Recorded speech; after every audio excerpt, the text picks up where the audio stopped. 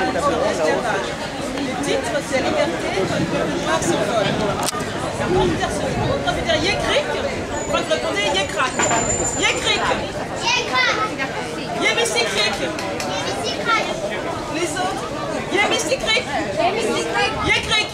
Krak. Krak. Krak. Krik. Yémissikrik. Est-ce que la cour dort? Non, la cour ne dort pas. Bien. Est-ce que la cour dort? Non, la cour ne dort pas. Yékrik. Yémissikrik.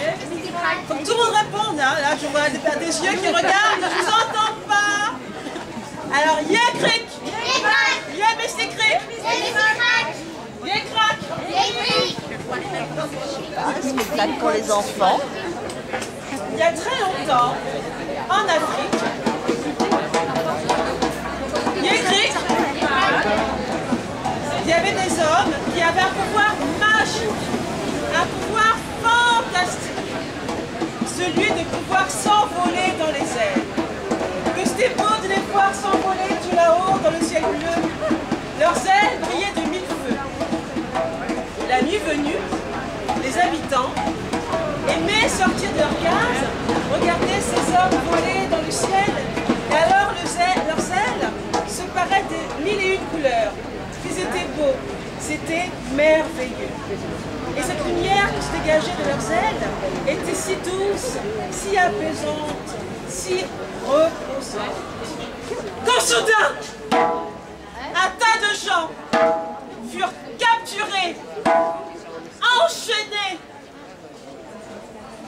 aux chevilles, aux poignets et même au cou. Yémissikrik.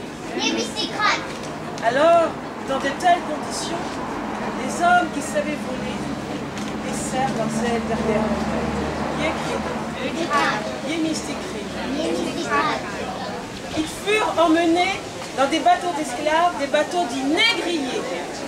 Dans ces bateaux, ils furent jetés comme des animaux, au fond du bateau, dans la cale.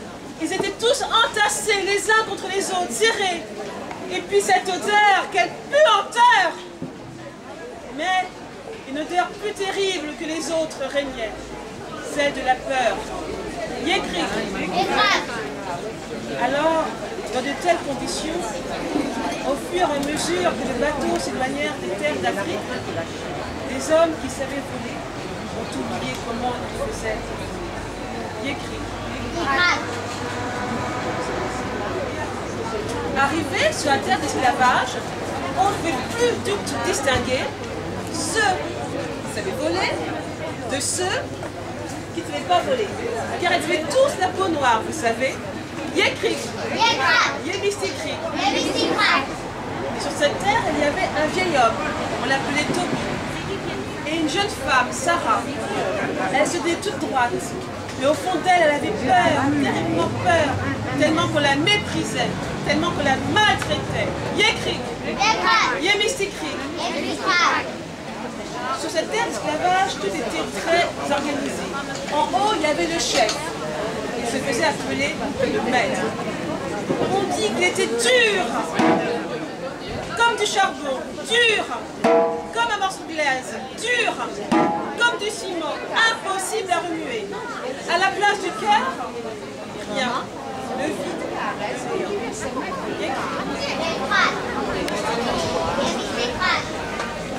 En dessous du maître, il y avait le sous-chef, qui se faisait appeler le surintendant. Le surintendant se trouvait toujours sur son cheval, à galop. Et le sous-chef avait un autre sous-sous-chef, le surveillant. Le surintendant se promenait toujours à cheval sur son galop. Et quand vous voyez un esclave qui travaillait, qui ralentissait au niveau du travail, il le désignait du doigt. Alors le surveillant prenait son fouet et le frappait. Ce fouet, c'était comme un couteau qui vous tranchait à vif. Les esclaves travaillaient le matin très tôt, du lever au soleil jusqu'au coucher. Yékrik. Yémissikrik. Sarah, elle aussi, elle travaillait sur cette terre de plantation. Elle portait son bébé sur le dos. Mais elle était très fatiguée. Le soleil lui brûlait le visage. Alors, à un moment, son bébé se mit à pleurer. Il pleurait comme tous les bébés qui ont faim. Le surintendant la désigna du doigt et le surveillant la frappa avec son fouet. Yekrik, Yemistikrik. Sarah aurait voulu chanter une berceuse, mais elle ne pouvait pas. Elle était si faible. Toby, le vieux, qui avait vu la scène, se rapprocha d'elle et l'aida à se relever. Elle le regarda et elle lui dit « Maintenant, père, maintenant, avant qu'il ne soit trop tard. Bientôt, bientôt. »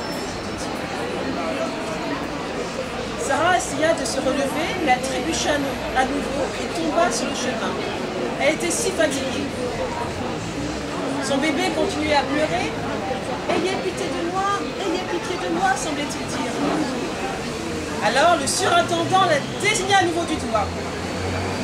Sarah se retourna à nouveau en regardant le vieux Toby. Et elle lui murmura de ses yeux, avec sa bouche, mais surtout avec son regard, « Maintenant, père, avant qu'il ne soit trop tard. » Alors le vieux Toby prononça des paroles de l'Afrique d'autrefois.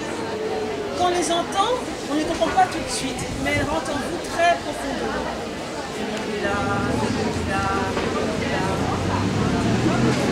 Et alors, une chose extraordinaire se produisit. On vit Sarah commencer à s'élever du sol. D'abord maladroitement, une jambe, et puis une autre. Et puis elle commença à voler dans le ciel, en portant son bébé sur le dos. Et elle s'envola loin au-dessus de la terre d'esclavage, loin au-dessus des forêts, loin au-dessus des clôtures. Puis elle disparut à l'horizon. Yekrik, Yemistikrik. Le lendemain, sur la terre d'esclavage, il faisait très chaud. Le maître, le surintendant, le surveillant étaient très en colère. Ils firent travailler 2 fois plus les esclaves depuis que Sarah avait disparu. Mais il faisait tellement chaud, un autre esclave tomba, puis un autre. Alors, le vieux Toby recommença à nouveau les paroles magiques, les paroles d'autrefois.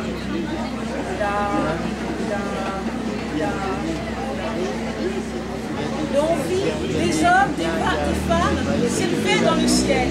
Ils volaient libres comme des oiseaux.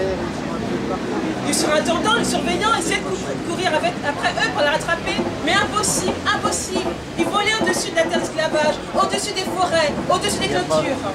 Puis ils disparurent à l'horizon. Toby s'envola à son tour. Il les suivait, le troupeau, tous ces hommes qui volaient, et puis son regard se posa sur la terre d'esclavage. Notre esclave le regardait de ses yeux et lui disait « Emmène-nous !» Ses regards semblaient dire « Emmène-nous !» Mais il ne pouvait pas les emmener. Pas le temps de leur apprendre à voler. Il fallait qu'ils attendent le bon moment. Yekrik, Yemistikrik. Le lendemain, sur cette terre d'esclavage, quelque chose avait changé. Tout semblait pareil, mais quelque chose avait changé. On ne vit plus jamais le maître sortir de sa maison. Le surintendant, désormais, quand il désignait un esclave qui travaillait moins, son doigt était poussifé, il tremblait. Et dans les yeux des esclaves, une lueur d'espoir à nouveau. Yekrik, Yemistikrik. Après, une fois libérés, les esclaves étaient tellement heureux, ils étaient à nouveau des gens libres, des personnes libres. Ils aimaient raconter encore cette histoire. Et moi, à mon tour, je suis venue vous la raconter. Yekrik, Yemistikrik. Oui, merci. Bravo. Merci à vous, Patrick.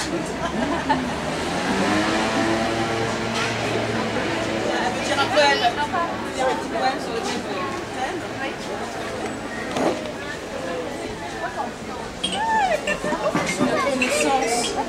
sommes esclaves. Depuis notre naissance, nous sommes à la chaîne. Il n'y a ni joie, ni rien d'autre que la misère et le travail. Ils ont vendu ma mère pour 25 francs. Ils ont vendu mon père pour 25 francs. Le petit chien qui m'aimait, ils l'ont vendu avec mon enfant. Monsieur bon Dieu, pourquoi as-tu fait cela?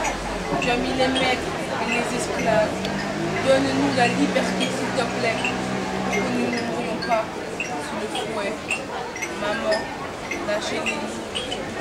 Papa, lâchez-les-nous. Maman, lâchez-les-nous. Fais 500.